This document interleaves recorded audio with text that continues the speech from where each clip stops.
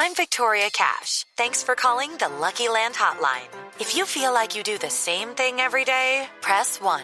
If you're ready to have some serious fun for the chance to redeem some serious prizes, press 2. We heard you loud and clear. So go to LuckyLandSlots.com right now and play over 100 social casino-style games for free.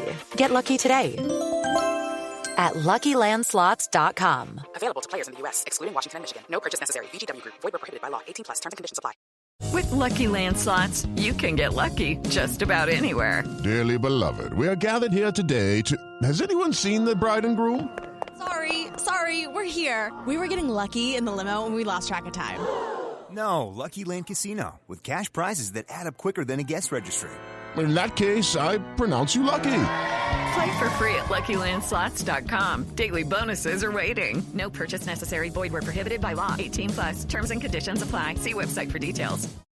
In the spirit of reconciliation, the Theatre Thoughts podcast acknowledges the traditional custodians of country throughout Australia and their connections to land, sea and community. We pay our respects to their elders past and present and extend that respect to all traditional custodians of the land on which our episodes are recorded.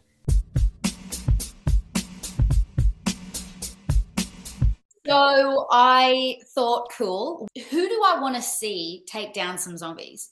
And it was also around the time that we were like in like the span of, on one day, 3 of my shows got cancelled, the 25th of March or something. I'll never forget it.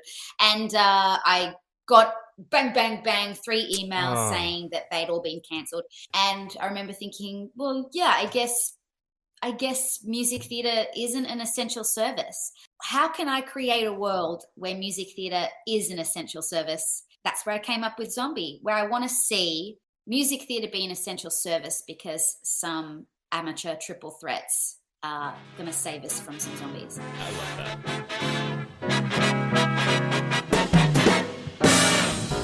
You're listening to the Theatre Thoughts podcast, your backstage pass to the world of theatre in Australia and beyond. I'm Justin, your guide through the drama, comedy and pure magic of the stage from the heart of Australia to the grandest stages worldwide. Join us here for enlightening conversations, reviews and behind-the-scenes stories from the artists themselves. Subscribe for your regular dose of theatre inspiration and consider supporting us on Patreon for exclusive content. Follow us on Instagram at TheatreThoughtsAUS and TTPod_official and discover even more over on our TikTok, Theatre Thoughts Australia. So join us as we rise the curtain on a brand new episode of the Theatre Thoughts podcast.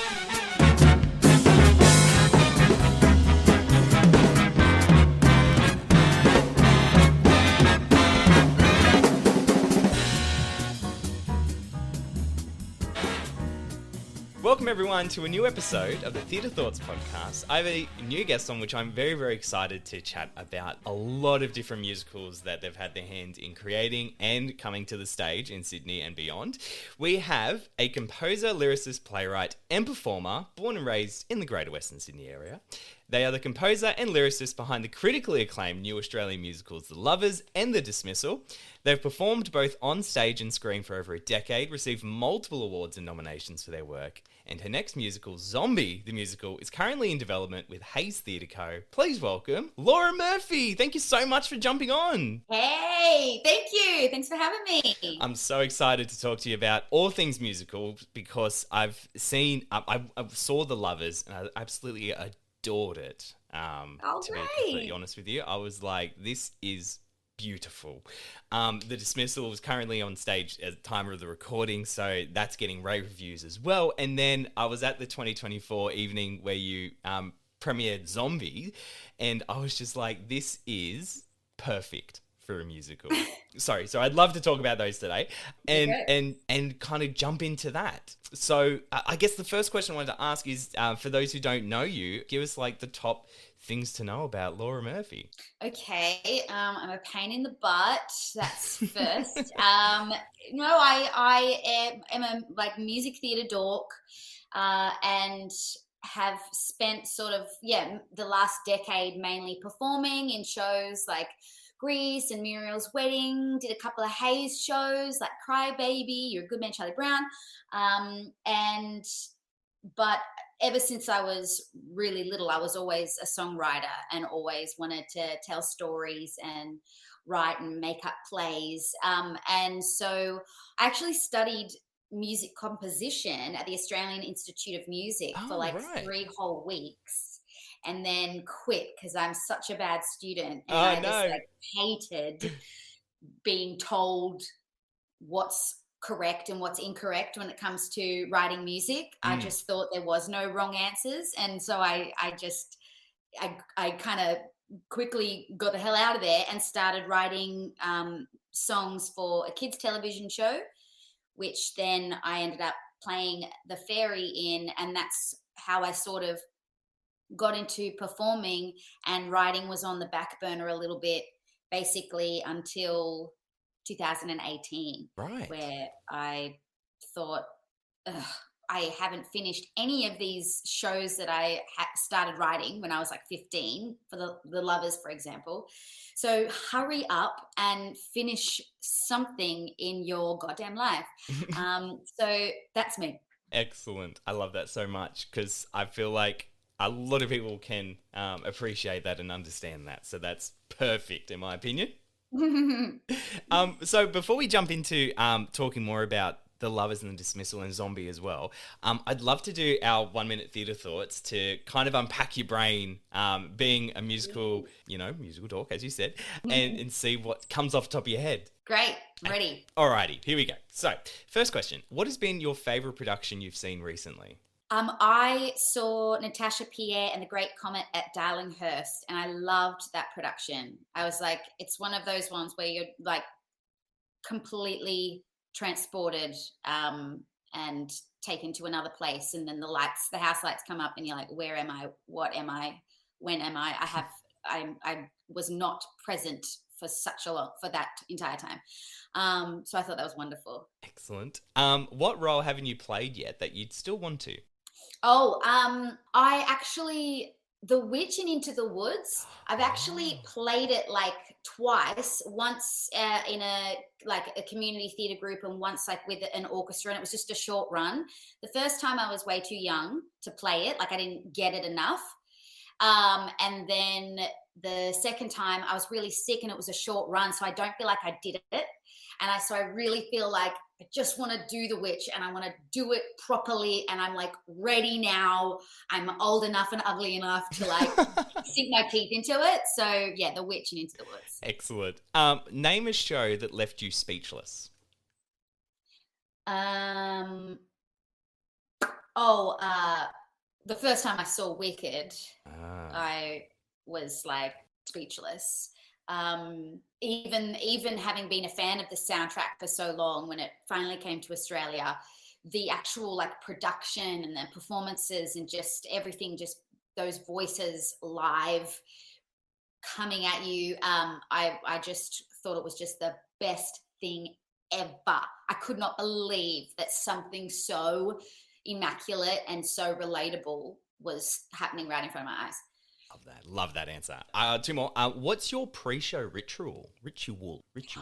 Yeah, well, I have different ones depending on the show. Like, for example, when I did Grease, and I did it for like 2 years. So actually we did 9 shows a week for a portion of that tour. But 2 years, 8 times a week.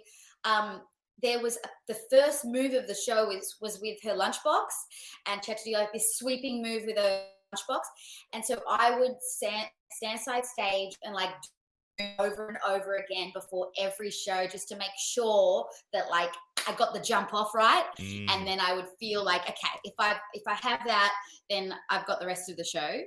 But that's sort of one that I can remember. But usually a sort of, when I'm in a show routine that sort of just keeps me not far from the character, I kind of do something or wear something every day that's like a little bit what that character would do or wear. Like, so when I was doing Muriel's, I painted my nails, which I just like never ever do, but I just felt like Tanya would constantly have her nails painted.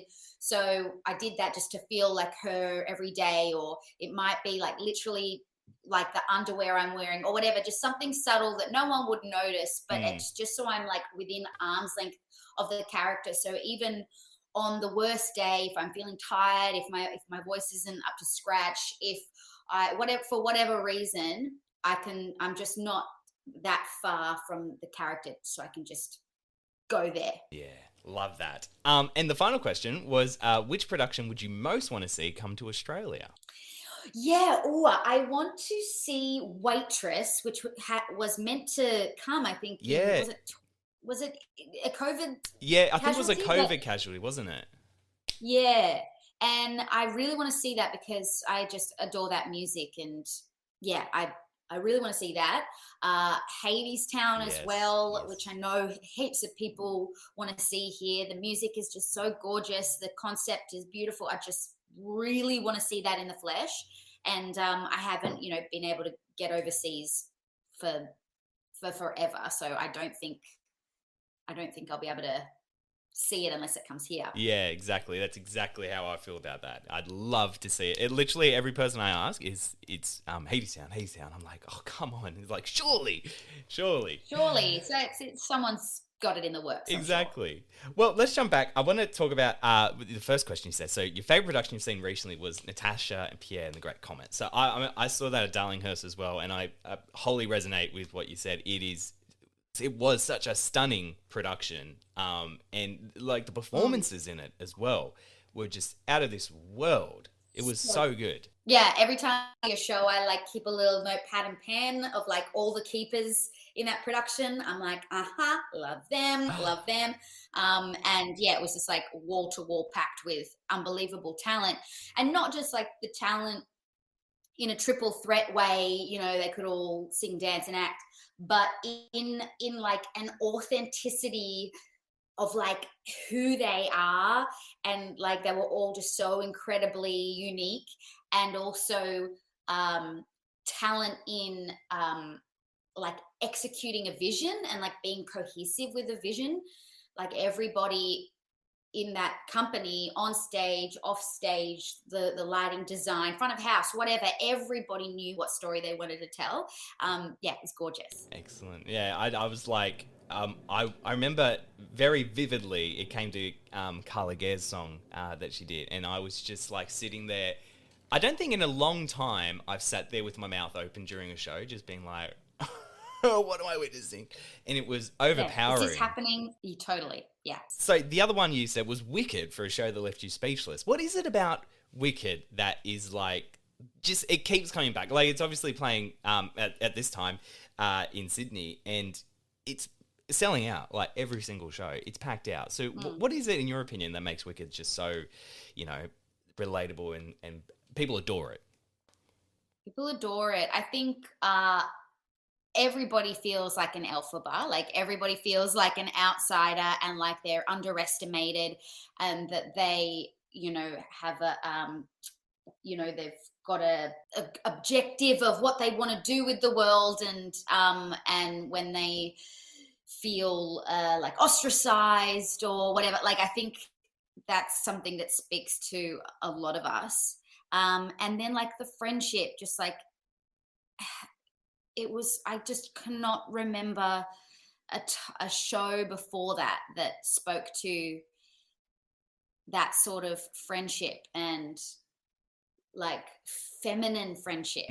Yeah. And I'd say that was like what was just so refreshing and magical as, a teenager listening to that soundtrack and then eventually seeing the show.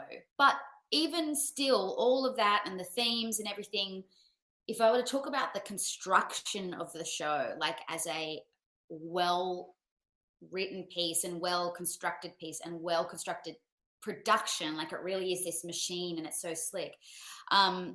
It's just so well done. Like what a great idea to make that into a musical, but like ideas are the easy bit. Like it's so hard to execute a good idea and do justice to that good idea. Yeah. And they nailed it, like in the economy of the storytelling, because I saw it again recently at the Lyric. And yeah, obviously now watching it again, in a sort of far more, looking at the construction of it a little more than I did last time. Last time I just sort of got swept in the emotion and the storytelling. But now that I sort of know it so well, I was just like, damn, they really nailed this. Like, there's no like wasted moments. Yeah. There's not a second that is superfluous or that doesn't have a point that is like integral to sort of the meaning of the show and like the sort of payoff at the end. Like every bit of it is like essential to lead you to, how you feel when Glinda's up in the bubble at the end and Fiero and Elphaba are walking to their, their future. It's just so well constructed. Yeah. Oh, it's gorgeous. I mean, I couldn't have said it better myself, so that's perfect. Well, you obviously have a breadth of knowledge about you, having created your own works. So I'd love to talk about The Lovers first, because that was at Sydney Opera House, Bell Shakespeare production. Again, stunning cast, amazing music. Where did the idea to turn the story of Midsummer into a musical? Well, it happened when I was doing Midsummer Night's Dream in high school when I was 15, because I knew I wanted to perform. I loved it. And the play that the drama teacher decided to do that year was Shakespeare. Oh, I was like, what? Are you serious? Like, of all the plays, he chose that guy? Oh. And I was not enthused. And I think because deep down inside, I felt like I wasn't clever enough to ever understand it. It felt like just like such high art, people that wear scarves and go, it felt like that was their play. Right. And I couldn't possibly ever understand what the frick was going on with his words.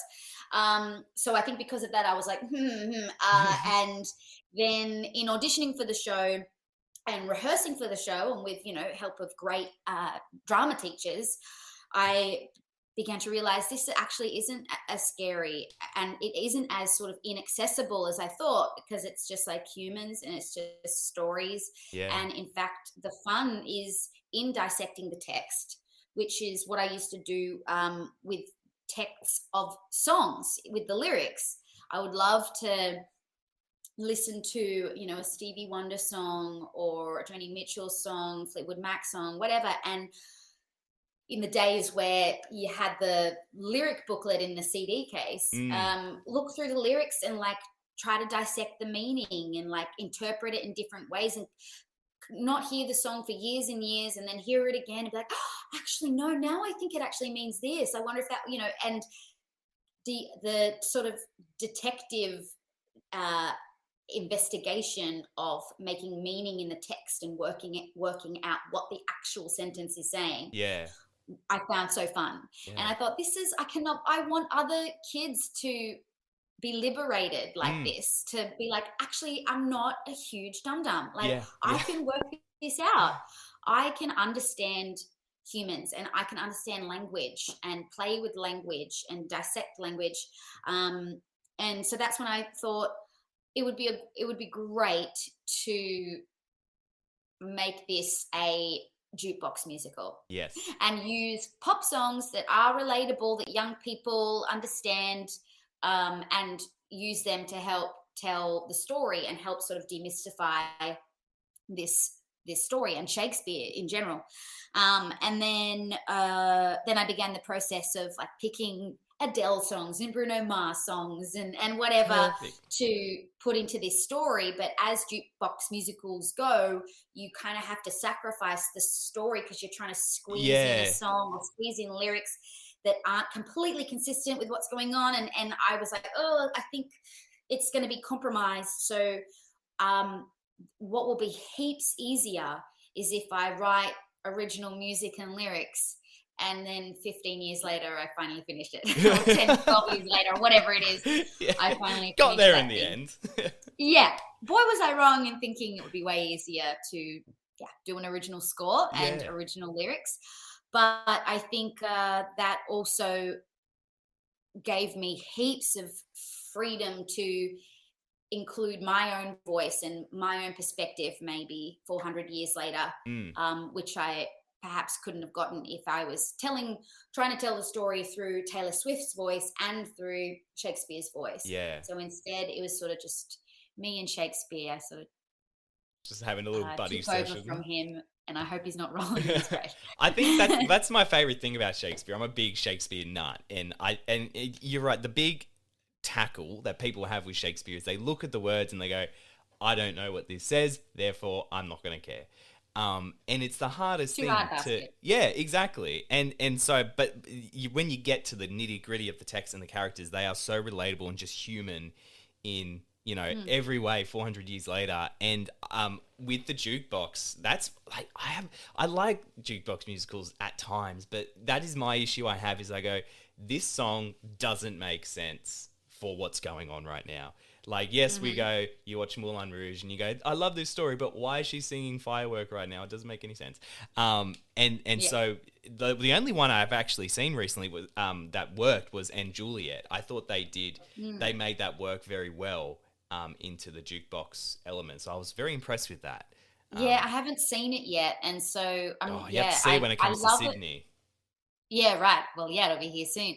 And like Jersey Boys as well, I feel like did really well. Like it has to be like integral to the concept. Like it has to just all be tied into, if it's just we're fanging some songs in, it just, it does compromise the story. And I also worry that then the audience kind of isn't listening to the narrative as much because they're like, oh, that song. Yeah.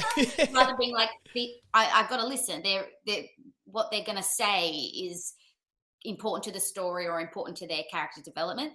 So it sort of keeps an audience listening if everything is original and they don't know what is about to sort of come around the corner. And I think what I particularly liked about The Lovers is it did do that thing that you said at the very beginning of it. It kind of addresses the fact that, like, Shakespeare, this guy, let's talk about him, but then also this is original, baby. And you made it very accessible, so like you could easily bring, you know, people who've never seen Shakespeare or approached it before to come in and you tackle that difficulty head on first, and then you just take it in this whole another direction, which I particularly loved. Yeah, and like we have so many new Shakespeare fans that were either musical theatre fans or like people forced there because of school or whatever. But so many young people walked away with an appreciation of Shakespeare, which is exactly what I wanted. What I didn't anticipate was so many older people walked away with an appreciation for pop music. Amazing. So which was really cool, and like and an appreciation of pop culture in general, or an understanding of, you know, what some things are that's like, you know, what the insinuation with eggplant emoji means, or stuff like that, where like older people connected to youth and youth culture, and sort of kind of bridge those generational gaps, which was particularly gorgeous for me, particularly special. And I don't know if you can tell us, but is there a life beyond Sydney Opera House for The Lovers? Can we expect to see The Lovers 2.0? I will definitely be keeping the flame of The Lovers alive. Excellent. Yeah, it's so exciting. Very, very special to me, and so I'm sure when the future life comes to light, I won't shut up about it, I'm sure. And then the Dismissal. Yeah, you will hear about it for sure.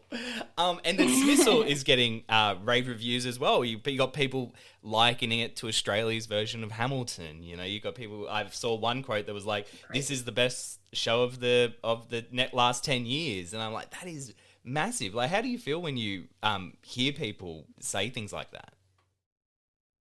Well, it's very kind, extremely generous, because I am like really hard on myself, or not hard on myself, but like I have really high expectations for the things that I'm a part of. And so when I hear like a part of me, when I hear lovely things, I'm like, yeah, but no, because what we should have done, and I'm just like, it's never good enough. It is never good enough to me. And so I hear, there's been the response to the dismissal has been gorgeous. And I've had to learn to, like, it was the same with the lovers. I've had to learn to not be like, but do you think that, I just they enjoyed it. They had an experience. That's great. And, I'm learning as well, for me, if the production is fine, great. Like I'm learning to be like, that's all. You just need it to be open and it to be fine. And that'll help. That I can sleep at night with that. I don't kind of stress myself out about being the Australia's answer to Hamilton. If I aimed for something like that, I would just never sleep at night. Yeah. And I would never finish it because I would just feel like it's never done and it's never perfect. And so try to keep stakes low for myself. I hear things like Australia's answer to Hamilton, and then I'm like, the stakes are so high. Oh my God, Hamilton. I know, what a responsibility. Oh, it's massive. It's just dress ups. It's okay. It's just when you were creating the dismissal, were you like, I guess what came first, like chicken or the egg? Like, did you research, like you knew you wanted to do a political musical, or did you, focus on something in particular that it came from? Well, this one, the dismissal was James Moody's idea. Jay is the co-writer of the book and directed the production, and also is the artistic director, founder of Squabblelogic, the theatre company that is putting the production on. And so, it was Jay's idea to turn these events into a musical, which I just thought is so ready for a musical. It's so theatrical as a story anyway, with so many interesting characters. And so when he asked me to come on board, I dived into the research. I spent a lot of time on Wikipedia and YouTube and reading articles from the ABC. Spent a lot of time doing the research.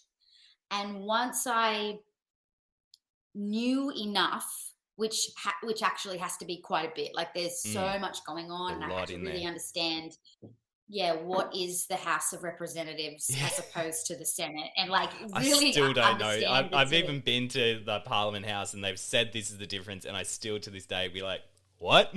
Who's what now? What? I know, but like I just took as much information, and then I let it go. So I couldn't tell you. There was, for a while there, I knew the son's name of, the deputy. Oh my goodness. But now I could not tell you a thing. I don't even know Goff's middle name. And but I just researched everything. I sort of drowned in it a little bit and then let it go and didn't think of it again. Just knew what I had to know, let it sort of marinate, and then I just played. Then I just played and used what had sort of inspired me by what I'd read. But I felt like, because Jay and Blake are incredibly smart, incredibly politically savvy, obsessed with politics, but this like event particularly, when Blake was really young, he was a part of like some Republican movement or something. Oh, wow. They have their finger on the pulse. Yeah, they totally have their finger on the pulse. And so I felt like it was going to be the music and the lyrics particularly. It's going to be their job to help with anyone that doesn't, with like people like me. Yeah, right. That really don't know what happened or is happening, or the like minutiae of the politics, and just sort of help with all that dense political content and make it understandable. So I didn't mind that I was sort of giving the layman's interpretation of what an international trade emissary is, because that's what Tirath Kemlani was. Right. Or, I didn't mind that I, don't know what the just that I don't know. Yeah. I didn't mind that I didn't know, or that I knew enough to help it be palatable and help it be understood by everyone. Doesn't matter their age. Doesn't matter if they were just visiting Australia for the first time. That everyone could understand what was going on. I guess that's the difficult thing when it comes to like politics itself, is they can be confusing. So you got to make it palatable as well. Totally. And comedy is amazing for that. Music is amazing for that. And like a hooky lyric in the chorus is helpful for that. But I think it's like really important. I think we need to actually make politics not this like mysterious thing. We should all actually understand what the heck's going on. Yeah, definitely. That's where all these massive decisions are being made. So if anything, that's what I learned through writing The Dismissal, and something that I was very much a part of my perspective in my contributions to The Dismissal was like, let's maintain our rage. Let's maintain our rage and enthusiasm, as Gough Whitlam said, and know what's going on. Keep our finger on the pulse, and keep knowing what's happening, so that we can hold them accountable and like ask questions and maintain, the strength of our democratic voice. I love that. I think that's so important as well. I mean, particularly at this time in politics, everything going on, it's probably more prevalent than it's ever been in recent years, which is great. Totally. Yeah. And like, I know that probably in your early 20s, in the 70s, you'd read the paper every morning and you'd get a sense of there'd be a little bit of celebrity gossip, a little bit of sports, but plenty of like the whatever is the political happenings of the day. And now we get on this thing and we scroll and we see, what our cousin's best friend's cat is doing. Yeah. And are sort of distracted by other things while the political machine keeps going, whether we know what's happening or not. You're very diluted, isn't it?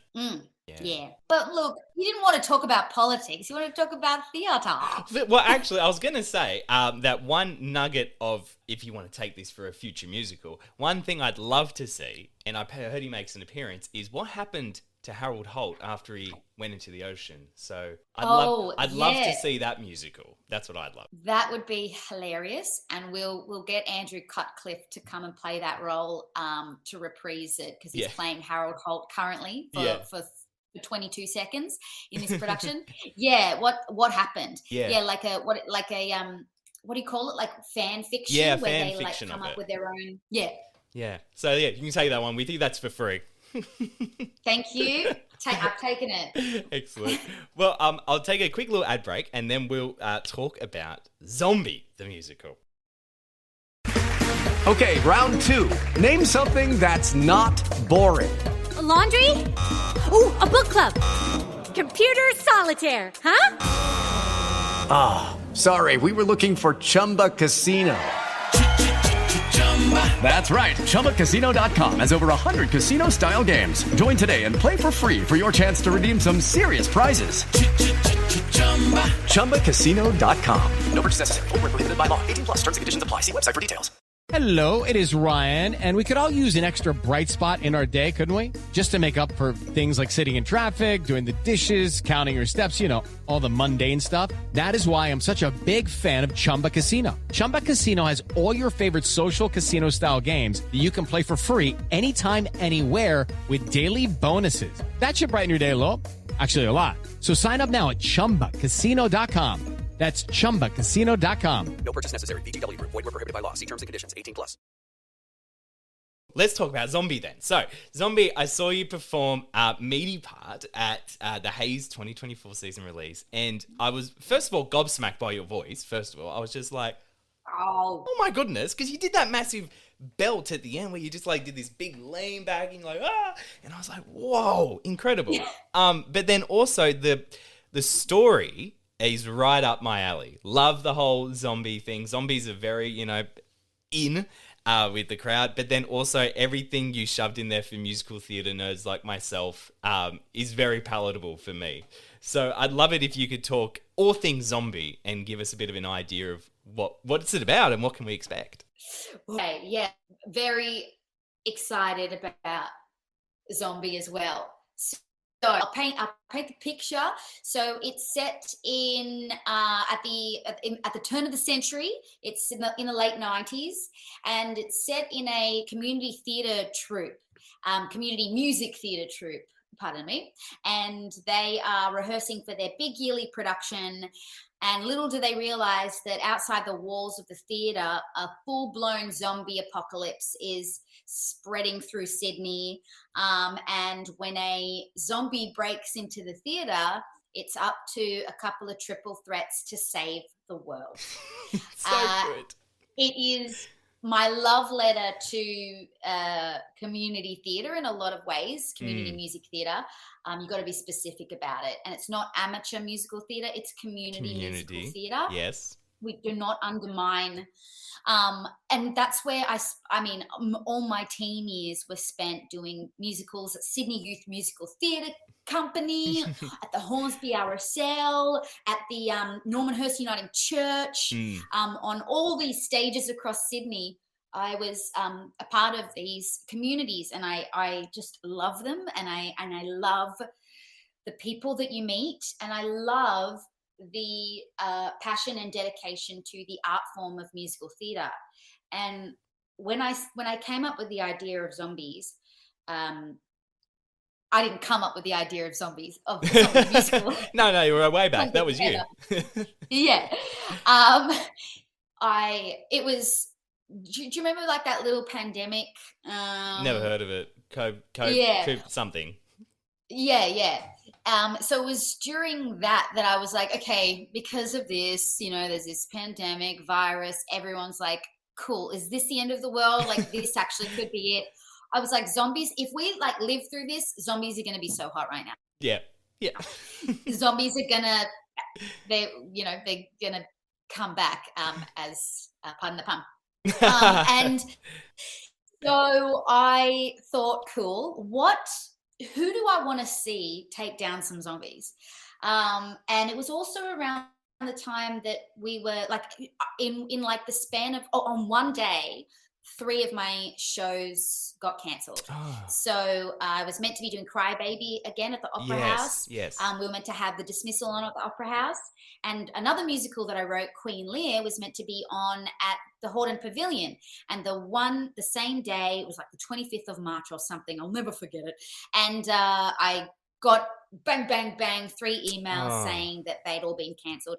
And it was only essential services are going to keep running. Right. And I remember thinking, well, yeah, I guess music theatre isn't an essential service. I wish it were. How can I create a world where music theatre is an essential service?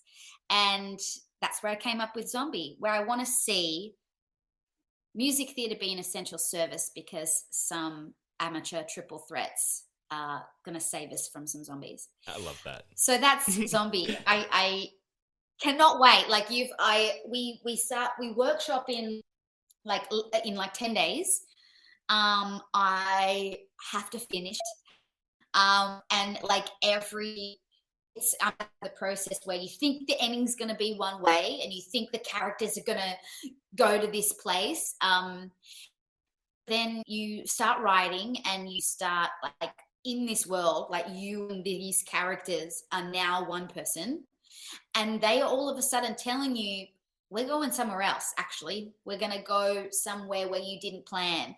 And so it's a really exciting part of the process, and then also really scary because I'm like, I don't know how it ends. I don't know how it ends because every time I think I know how it's going to end, as I'm writing, the character says, actually, no, here's actually what I want to do next. That's so clever. So it's crazy exciting. And because it's set in the 90s, I'm having a lot of fun playing with that music, which of course I was really young when,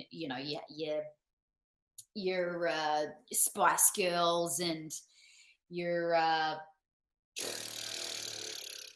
what else is 90s? I can't think right like now. Alanis Morissette and yeah, totally. yeah, all your of that. Backstreet Boys, all them. Yeah. And so I've like, as I'm getting older, I'm appreciating those genres more and more than I did at the time because I was just sort of too young to appreciate them.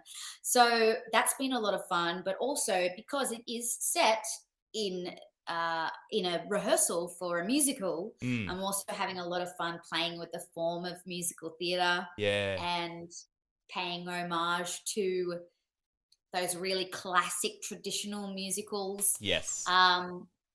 Because in like Rent, I think was only just coming to Australia at this time. If we're talking right. Like, yeah, because that was 91 or 92, I think, on Broadway. Right. And so we're always like 5 years behind in whatever professional shows. So when it comes to the community shows, they're 5 years behind that. Yeah, and of course. Because of the director of this theatre company, he's 5 years behind that because he's stuck in the past. So the shows that they're doing are the ones where basically the women are merely ornamental and passive and boring, but sing high and are pretty. And that's about it. And so I wanted to have 3 characters who are wanting something more and wanting something a little more satisfying and are trying to push against and move with the times. Yeah, it's perfect. Well, and I think it's great because you've said it in this time, like you said, everything you just described, but still, it's not a good thing, really. Still relevant to today's scene as well, you know, where you want that me part, you want that kind of role that you can really, again, pun, sink your teeth into, and really go for it. And I think that's why I really like the song, because it was very layered in the fact that it's, you know, meaty part, zombie pun, gotcha. And then also the elements of, you know, these women wanting a big part, something beyond them. Totally, yeah.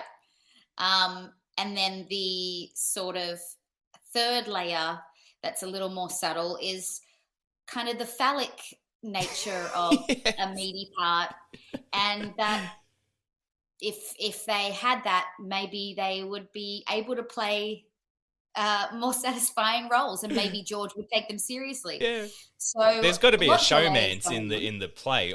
There's got to be a showmance in the show, because I mean that's part of a community theatre experience. Absolutely. And of course, it's the one straight guy in the play that has several girlfriends going on at the same time, of course. Yes. Oh, good. So good. Well, and I think with Zombie, what was I about to say with Zombie? Oh, that's right. I was listening to it, and I could hear the influence. There was one part, and I can't remember if it was an Alanis Morissette influence, but it was one line in it, and I'll have to go back and watch it, where I heard like a 90s song in your music. Oh, really? Yeah, and I was like, I recognize that tune. Have I ripped off? Oh no, I've ripped someone off. But I think it worked well because you said you had like that influence of the time, and it really like put you in there.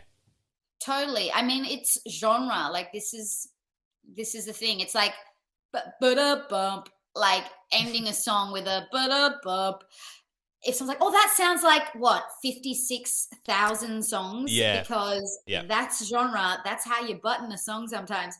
And so, yeah, I love playing with genre. And like, I often if I'm like, so for example, with the Dismissal, it being, you know, set in the 70s, I did not listen to any songs from the 70s on purpose. In fact, when I was writing the Dismissal, for some reason, I was listening to a lot of symphony. I don't know why, but I that was sort of just where I was at, even though you'd listen to the score of the Dismissal and there's nothing symphonic about it whatsoever. Like, it really does take a lot of influence from 70s, you know, pub rock and stuff like that. But because I'm a bit of a sponge and have just been obsessed with music and surrounded by it for forever, you know, my parents being musicians as well, I if I'm like, I'm going to write a 90s song, you know, paying homage to 90s music, I don't listen to a 90s song to like get in the vibe. I just try to tap into something. And and I think, and then so I'm like, I want to do a sort of music theater barbershop quartet sort of thing. Yeah, I don't listen to it to see what sort of, you know, how those chord structures go or what little motifs there are. I just sort of base it in memory, but because it's just so ingrained, I'm like, yeah, I know that you go boom, boom, boom, boom, boom, boom, boom. You know, that's just what you do if you're doing a barbershop quartet. Somewhere in there is those influences rather than sort of directly listening to a song and being like, I'm going to copy that. Yeah. Like a song that I wrote yesterday, I finished it. I didn't set out to do, I knew that I wanted it to be 80s because the character is referencing something that happened to her in the 80s. Oh, yeah. So I knew it wanted to be 80s. So I was playing with some synths, playing with some beats. And then I finished it and I'm like, oh, that sounds like Tina Turner would sing that song. Right. And I don't know why or how she was somewhere in there. Maybe because I saw the Tina musical a couple of months ago. I don't know, but somewhere in there, she just sort of materialized. Incredible. Unintentionally. I think that's so cool. I love hearing about the process of, you know, different elements of theatre. It's like something that's beyond me. So I love hearing about it and I find it fascinating. One of the final question I'd love to ask before we wrap up is a question I've been asking a lot recently. I'd love to hear your thoughts on it. I'd love you to talk about how you think the theatre industry's changed over the years and how those changes have affected or impacted the work that you do and the work that you create. Well, I think like I'll be specific with Australian music theatre, because I think that's changed massively when it comes to original Australian musicals. I mean, before, like, it just feels like there has been such a hunger for it in our audiences, and the theatre companies and producers are responding to it. And it feels like in the last 5 years, it's just been a huge shift in original Australian musicals getting up. And I think, you know, that's thanks to successes of things like, you know, Muriel's Wedding and, you know, a couple of wins that gave producers confidence. Okay, let's maybe get a bit ambitious and like take those risks, because it's a massive risk to develop a new musical and do the first production of that new musical. It's a risk because it's expensive. And, you know, a lot of these theatre companies that are used to doing plays are terrified when they see that they have to just like triple the lighting budget, triple the sound budget, triple the performers on stage because you've got a band, you know, it's massive. And there's so many resources that you need for musicals, so many different personnel, so many different skill sets and art forms coming together, dance, music, you know. And so it's scary. Like, it is really scary for these companies to take that risk, but they're doing it. And, you know, I just like fully applaud those companies that are doing it, like Bell Shakespeare, Belvoir with Fangirls, STC and Global that did Muriel's Wedding, and of course the Hayes Theatre that are doing multiple a year. Oh, yeah, they've got a whole bunch coming in 2024. Amazing. So I think that's great. It's brilliant. And like but I do think we're really in a teething period, because the hunger from the audience just came so fast. You know, there was a while there where people were like, Australian musicals, no thank you. And so all of a sudden they're like, no, we want our story. And we have these writers that are like, okay, I want to have a crack. I want to give this a go. And so I think we're in a teething period where companies are working out, how do we do it? How do we produce it? How do we budget for it?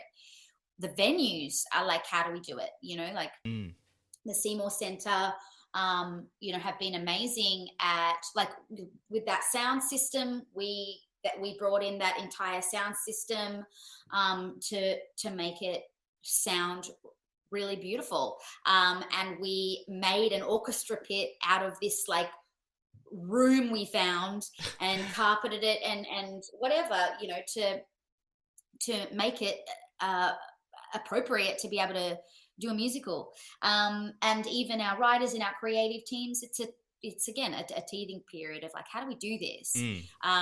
You know, most directors in Australia are used to working on a piece that's like 10 or more years old. The writer may even very well be dead. And so their creative vision is driving it because the work already exists. So this interpretation, this new production is their interpretation.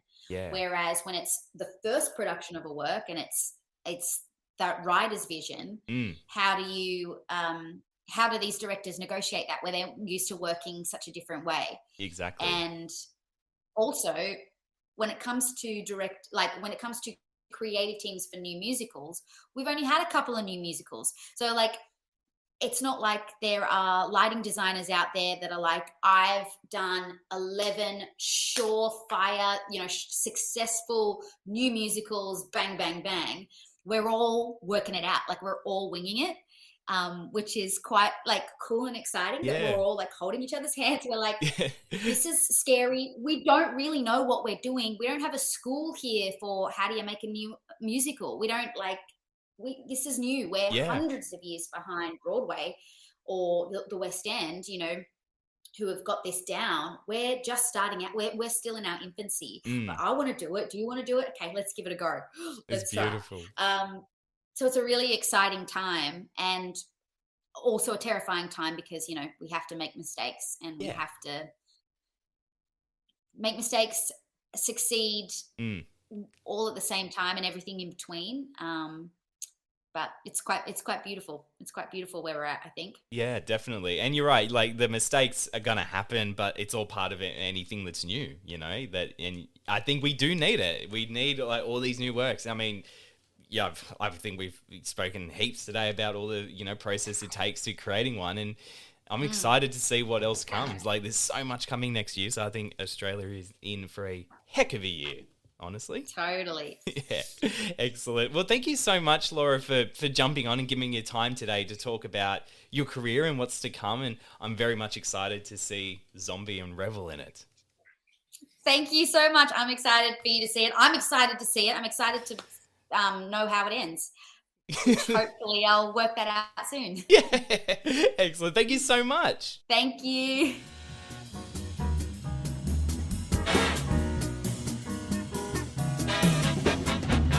A massive thank you to Laura Murphy for joining us as our guest on this week's episode.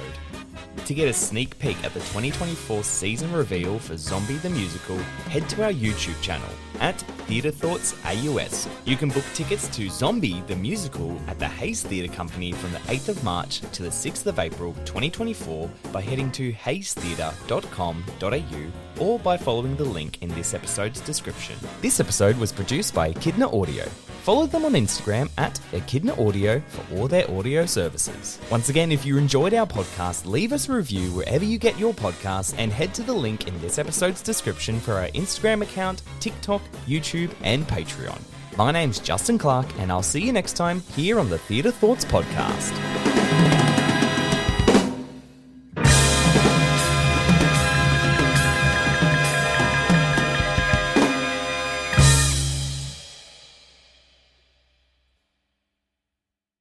Have you ever wondered how your favorite performer actually feels? Well, here's your chance. Welcome to The Quiet Part Out Loud with me, Bobby Steggert, Broadway actor and now a therapist to a whole host of Broadway creatives. Part interview, part therapy, this is not your typical podcast. We'll go right to the heart of things with some of your favorite artists, what they still struggle with, what lessons they've learned, what they haven't figured out yet. There's enormous power in saying the quiet part out loud. Are you listening? Step into the world of power, loyalty, and luck. I'm gonna make him an offer he can't refuse. With family, cannolis, and spins mean everything. Now, you wanna get mixed up in the family business. Introducing The Godfather at ChumbaCasino.com. Test your luck in the shadowy world of The Godfather slot. Someday, I will call upon you to do a service for me. Play The Godfather, now at ChumbaCasino.com. Welcome to the family. No purchase necessary. VGW Group. Void where prohibited by law. 18+. Terms and conditions apply.